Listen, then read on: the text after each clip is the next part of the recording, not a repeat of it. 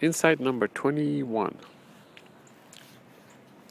Some people mistakenly believe that the Kama Sutra is about sexual gratification. Upon seeing the various verses related to sex, they relatively quickly and mistakenly ascertain that the purpose of the verses is to have sex with married women in a number of other circumstances. However, as is stated in the Kama Sutra itself, those matters were stated in order to make people aware of what sexual practices were in use at that time period. The book mentions the methods of trickery used to seduce married women in order to put a stop to it. For how can a husband put a stop to a seducer if he does not know what methods the seducer uses? Living one's life for passion is discouraged, while a proper marriage and the union of sex and love encouraged.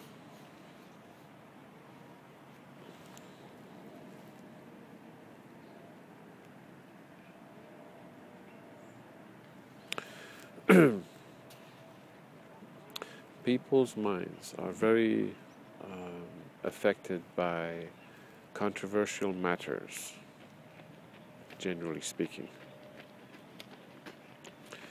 They lose their sense of objectivity, their ability to think clearly.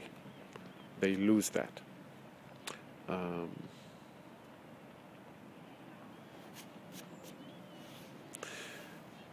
Basically, when something is controversial, it affects their mind, and they go into this mode of trying to reject or thoroughly accept that thing that is supposedly being mentioned. But while they're doing this, they may have lost their objectivity and totally misread what was actually presented. For example, my sign says sex fixation solved, right? Sex fixation solved. Big sex fixation solved. Now, I had a woman once stop and say, very quickly, she looked at it and immediately said, I take offense to that sign, or I'm offended by that sign or something.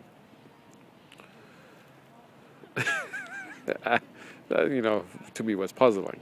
Why she said that, but I understood. More than likely, she didn't really read the sign or understand it. She was just saw the word sex, and immediately the thoughts of women being ill-treated or mistreated comes to her mind, and she starts saying she's offended. She hasn't read the sign. Anyway, so I switched the sign immediately around. There's no reason to engage in conversation with such a person who is just making snap judgments. You can't have a proper discussion or talk or get your ideas across. They're too offended to think clearly. They think that you are on the opposite side in a fighting mode against them already. So it's ridiculous. Anyway, so I switched my sign around. My sign on the other side, what did it have? Oh yeah, I had the word sex changed to SE and an underline. So the offending thing, the word which is offending, which is sex, is SE underline. So the thing that was causing her an offense was taken out, SE and underline. She was silent after that. So that's what's happening with when people are reading the Kama Sutra. They essentially start reading, and what they get is like, oh my God, this is saying, carry on sex with this and that and this way and that way, and it's talking about sex with married women and how to seduce married women and so many things like this. And so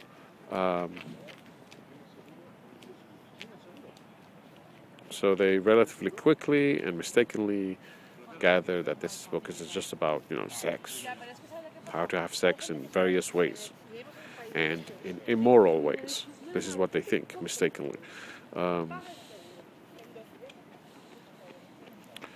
So they've basically given up their thinking objectively, and this is the judgment that they get into, judgments.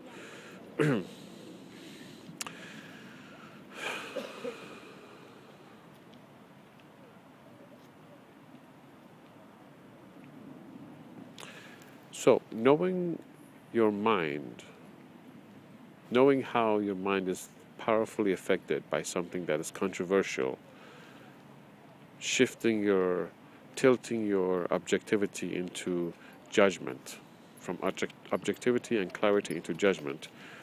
When you are reading something controversial, you have to fight hard to remain objective. Don't rush to judgments and say, this is what it's saying. Take your time, think it through, think it a lot through, think it through a lot. You have to consider various factors. Example, the book that we're mentioning has been written many years ago, many, I don't know how long, but the Kama Sutra, right? How long ago was it written? It was written in a foreign language, so it's been translated into English or the language that you're reading. You have to take that into account and say, hey, maybe I'm misreading because maybe the translation was wrong. Maybe something is not said correctly, or the translation,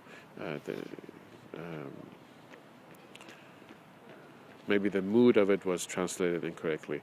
Maybe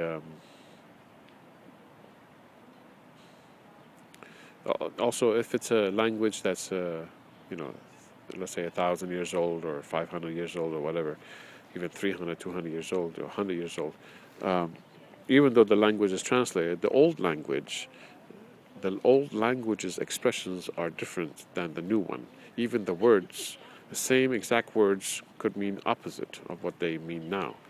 There are examples of cases, even in English, where a word 100 years ago, 50 years ago, meant exactly the opposite of what it means now.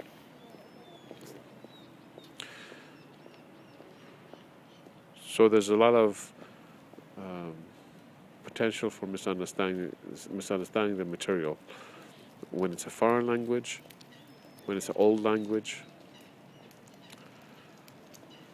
When we're talking about controversial material, when we're talking about a foreign culture, you have to try to figure out, now not only do I have to figure out the foreign language translated, but also having to mind that this is a foreign culture and you don't know how they deal with things, how their manner of speaking is, how they're... So yeah, all these things. This is too many to mention, but everything is in there.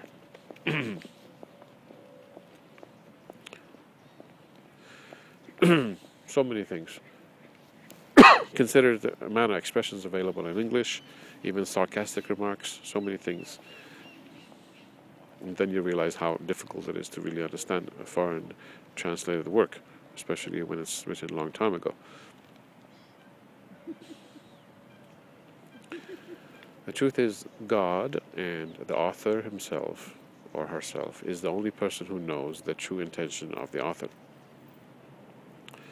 Everybody else should try to maintain their objectivity while trying to understand the intention of the author.